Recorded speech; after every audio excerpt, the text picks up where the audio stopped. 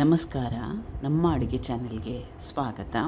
ಯಾವಾಗಲೂ ರಾತ್ರಿ ಅನ್ನ ಉಳಿದ್ರೆ ಚಿತ್ರಾನ್ನನ ಮಾಡ್ಕೊಳ್ತೀವಿ. ಈ ರೆಸಿಪಿ ಈ ರೀತಿಯಾಗಿರೋ ಒಗ್ಗರಣೆ ಅನ್ನನ ಟ್ರೈ ಮಾಡಿ ನೋಡಿ. ರುಚಿಯಾಗಿರುತ್ತೆ. ಸ್ವಲ್ಪ ಡಿಫ್ರೆಂಟಾಗಿ ಕೂಡ ಇರುತ್ತೆ. ಬೇಕಿದ್ದರೆ ಲಂಚ್ ಬಾಕ್ಸ್ ಕೂಡ ತೊಗೊಂಡೋಗ್ಬೋದು. ಮೊದಲನೇ ಸ್ಟೆಪ್ಪಲ್ಲಿ ಬಾಣಲೆ ಇಟ್ಕೊಂಡಿದ್ದೀನಿ. 2ರಿಂದ 3 ಚಮಚದಷ್ಟು ಎಣ್ಣೆ ಬಿಸಿ ಆದಮೇಲೆ ಸಾಸಿವೆ ಸಣ್ಣ ಚಮಚದಲ್ಲಿ 1 ಚಮಚದಷ್ಟು ಸಾಸಿವೆ ಸಿಡಿದ ನಂತರ ಉದ್ದಿನಬೇಳೆ ಮತ್ತು ಕಡಲೆಬೀಜ. ಇದ್ರ ಜೊತೆಗೆ ನಿಮ್ಗೆ ಇಷ್ಟ ಇದ್ದರೆ ಕಡಲೆಬೇಳೆ ಕೂಡ ಹಾಕೋಬೋದು. ಈಗ ಉದ್ದಿನಬೇಳೆ ಕಡಲೆಬೀಜ ಕೆಂಪಾಗಬೇಕು. ಉದ್ದಿನಬೇಳೆ ಕಡಲೆಬೀಜ ಕೆಂಪಾಗಿದೆ. ಕಟ್ ಮಾಡಿ ಇಟ್ಕೊಂಡಿರೋ 1 ದೊಡ್ಡ ಈರುಳ್ಳಿ, ಕರಿಬೇವಿನ ಸೊಪ್ಪು. ಗ್ಯಾಸ್ ಸ್ಟವ್ನ ಮೀಡಿಯಮ್ ಫ್ಲೇಮ್ನಲ್ಲಿ ಇಟ್ಕೊಂಡು 2 ನಿಮಿಷ ಬೇಯಿಸ್ಕೊಂಡ್ರೆ ಸಾಕಾಗುತ್ತೆ. ಈರುಳ್ಳಿಲಿರೋ ಹಸಿ ವಾಸನೆ ಹೋದರೆ ಸಾಕು. 2 ನಿಮಿಷ ಆದಮೇಲೆ ಈರುಳ್ಳಿ ಸ್ವಲ್ಪ ಮೆತ್ತಗಾಗಿದೆ, ಹೊಂಬಣ್ಣ ಬಂದಿದೆ, ಹಸಿ ವಾಸನೆ ಹೋಗಿದೆ. ಇಷ್ಟರ ಮಟ್ಟಿಗೆ ಬೇಯಿಸ್ಕೊಂಡ್ರೆ ಸಾಕಾಗುತ್ತೆ. ಕಟ್ ಮಾಡಿ ಇಟ್ಕೊಂಡಿರೋ ಚೆನ್ನಾಗಿ ಹಣ್ಣಾಗಿರೋ 1 ದೊಡ್ಡ ಟೊಮೆಟೊ ಚೆನ್ನಾಗಿ ಹಣ್ಣಾಗಿದ್ದರೆ ಒಳ್ಳೆಯದು. ಮೀಡಿಯಮ್ ಸೈಜ್ ಟೊಮೆಟೊ ಇದ್ದರೆ 2 ಹಾಕ್ಕೊಳ್ಳಿ.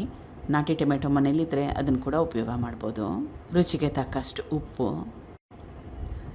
ಹಾಕ್ಕೊಂಬಿಟ್ರೆ ಟೊಮೆಟೊ ಬೇಗನೆ ಬೆಂದೋಗುತ್ತೆ. ಟೊಮೆಟೊ ಮೆತ್ತಗಾಗೋವರೆಗೂ ಬೇಯಿಸ್ಕೋಬೇಕು. ಇವಾಗ ಟೊಮೆಟೊ ಚೆನ್ನಾಗಿ ಹಣ್ಣಾಗಿದ್ದರೆ ಬೇಗ ಬೆಂದೋಗುತ್ತೆ. 2ರಿಂದ 3 ನಿಮಿಷ ಬೇಯಿಸ್ಕೊಂಡ್ರೆ ಸಾಕಾಗತ್ತೆ.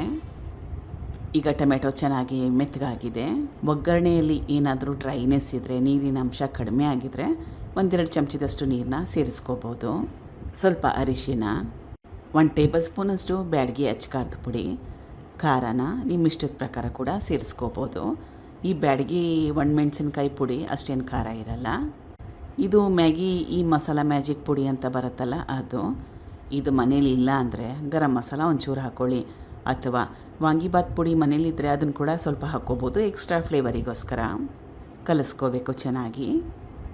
ಇದು ಉಳ್ದಿರೋ ಅನ್ನ, ರಾತ್ರಿ ಸ್ವಲ್ಪ ಜಾಸ್ತಿ ಮಾಡಿದ್ದೆ, ಅನ್ನ ಉಳಿದೋಗಿತ್ತು. ಕಲಿಸ್ಕೋಬೇಕು ಚೆನ್ನಾಗಿ. ಕೊನೆಯಲ್ಲಿ ಸಣ್ಣದಾಗಿ ಕಟ್ ಮಾಡಿ ಇಟ್ಕೊಂಡಿರೋ ಕೊತ್ತಂಬರಿ ಸೊಪ್ಪು. ದಿನ ಒಂದೇ ಥರ ಚಿತ್ರಾನ್ನ, ಅನ್ನ ಮಿಕ್ಕೋಗಿದ್ರೆ 100% ಎಲ್ಲರೂ ಚಿತ್ರಾನ್ನನೇ ಮಾಡ್ತಾರೆ. ಈ ರೀತಿಯಾಗಿ ಒಮ್ಮೆ ಟ್ರೈ ಮಾಡಿ. ಡಿಫ್ರೆಂಟಾಗೂ ಇರುತ್ತೆ, ಎಲ್ಲರಿಗೂ ಇಷ್ಟ ಕೂಡ ಆಗುತ್ತೆ. ಆಮೇಲೆ ಬೇಕಿದ್ದರೆ ಇದ್ರ ಜೊತೆಗೆ ಟೊಮೆಟೊ ಹಾಕ್ಕೊಂಡ್ವಲ್ಲ, ಆವಾಗ ಕ್ಯಾಪ್ಸಿಕಮ್ ಕೂಡ ಹಾಕ್ಕೋಬೋದು. ಟ್ರೈ ಮಾಡಿ. Thank you for watching. ಧನ್ಯವಾದಗಳು.